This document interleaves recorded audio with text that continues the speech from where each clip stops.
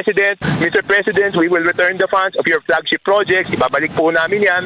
Yan ang sabi niya. Tapos, alam mo, mas marami pang masasakit na salita yung sinabi dun eh. Ang sasakit ng salita na sinabi dun. Sabi ko nga, paglabas ko ng meeting, siguro mga 1 oras kalahati kami, sinisermonan siya.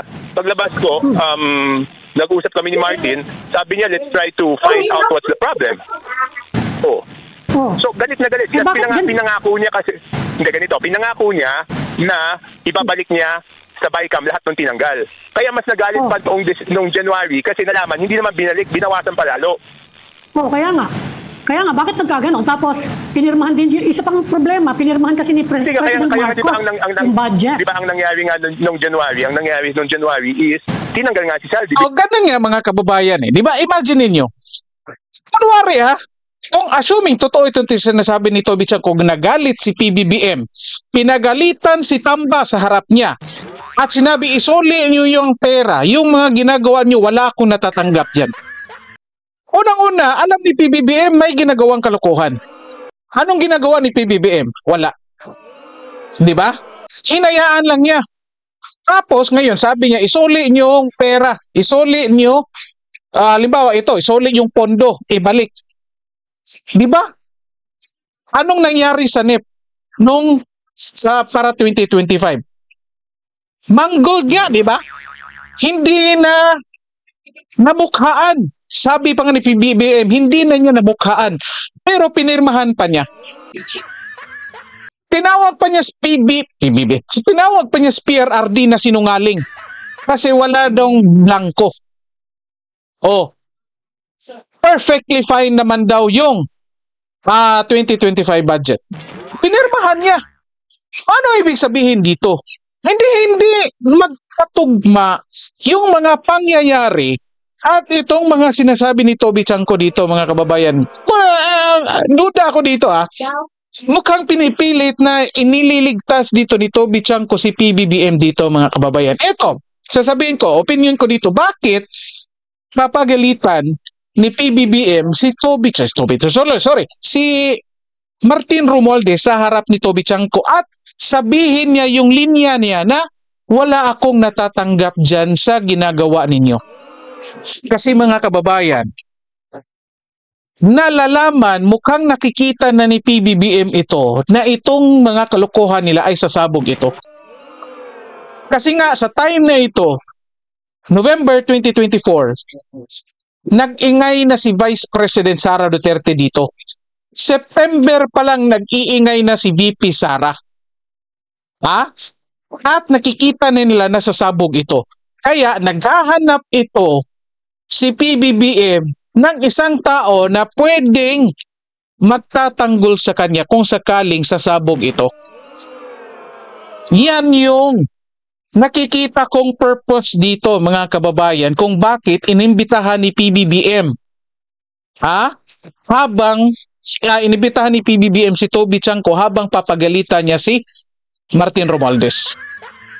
Yet, regardless kung pinagalitan man, totoo man na pinagalitan or hindi, mga kababayan, yung budget sa 2025 ay wala pa rin nangyari, ganoon pa rin. Kung anong gusto pa rin ni Martin Romualdez at ni Zaldico, ganoon pa rin, mga kababayan. Ibig sabihin, walang respeto ito, si Tamba at si Zaldico. Of course, pinirmahan. So ngayon, paano mo i-reconcile itong mga pangyayari na ito, mga kababayan? Kung sakaling, wala ito talagang tinanggap si PBBM. Kung sakaling, nagsisinungaling itong si Zaldico, mga kababayan. Magandang gabi dito kay Super Salas. Super Salas. Palabas lang nila yan. Di mo ba alam yung tinatawag na lutong makoy? Narinig ko na yan, sir. Ito nga, agree ako dito, sir. Kasi ito naglaglaga na Basta ito malinaw sa atin dito, mga kababayan. Itong tatlong to. Ewan ko na lang sa tatlong ito, mga kababayan, kung paano nila ito lilinisin yung kanya-kanyang pangalan nila at paano ilalaglag yung isa't isa sa kanila, mga kababayan. Kung mayroon pa itong pagkakataon na linisin yung pangalan nila. Kasi ito, malinaw na, oh. Ito ha, ilang beses na itong in-interview si Toby Chanko. Bakit ngayon lang niya ito sinabi? Wow. Ha?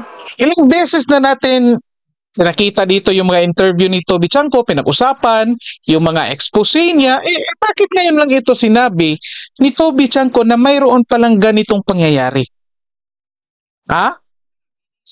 Bakit? Pinoprotect niya si PBBM na in the first place, alam na pala ito ni PBBM na may nangyayaring ganito. Yet, nagsalita si PBBM, hinintay pa ang July 2025 ang kanyang SONA. Bakit? Para palakpakan siya? O, di ba? Ito lahat ng to, mga kababayan, may idea na tayo. Ito, confirmation lang naman ito. Lahat na itong mga lahat ng to. Ha? Ito, patuloy natin. Tingnan pa natin kung may mga informasyon pa dito. Because of what happened, di ba?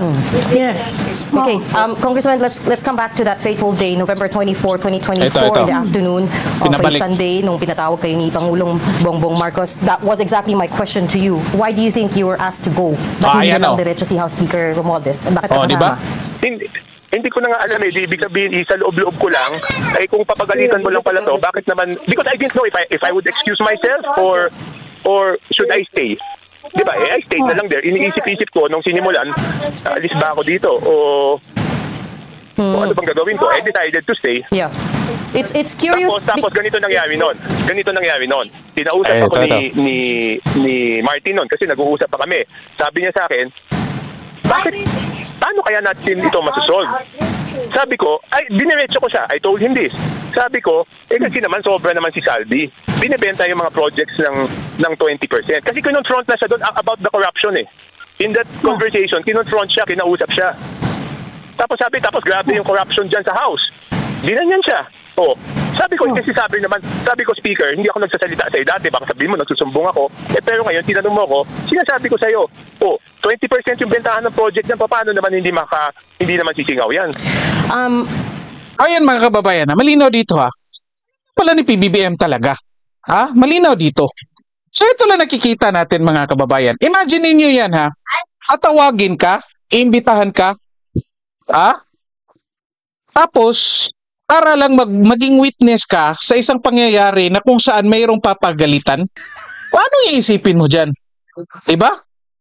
Of course, manlulumo ka. Ikaw mismo mahihiya kasi sa harapan mo mayroong pinagalitan.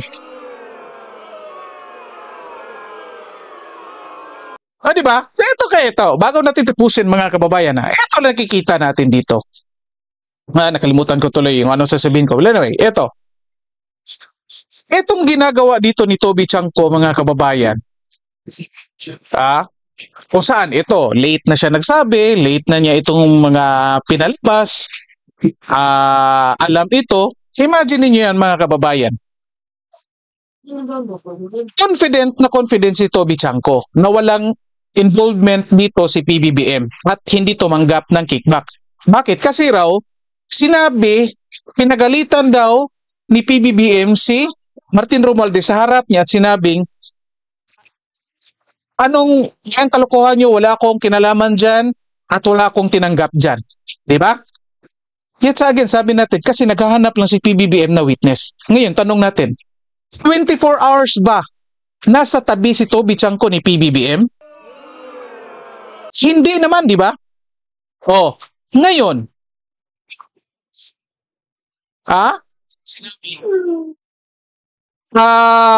kung magbibigay ng pera si Martin Romualdez kay PBBM, mga kababayan, assuming totoo sinasabi ni Zaldico, ichechempo ba niya na nandyan si Toby Chanko? Of course hindi, di ba? Common sense magsasabi sa atin na kung magbibigay or magpapadala ka ng pera ng isang tao, lalong-lalo na kapag illegal, alam mong illegal, of course, sisiguraduhin mo, walang makakakitang tao. Lalong-lalo na itong si Toby Chanko na alam na mata natin, may record naman ito na mahirap itong bilhin. No, di ba? Mali tuloy na pindot ko.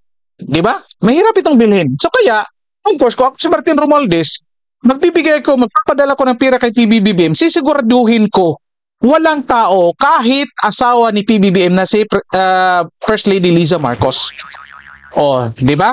So ngayon, nagkabubuliliaso na, most likely, nangangailangan si PBBM ng witness, edi, imbitahan niya si Toby Chanco.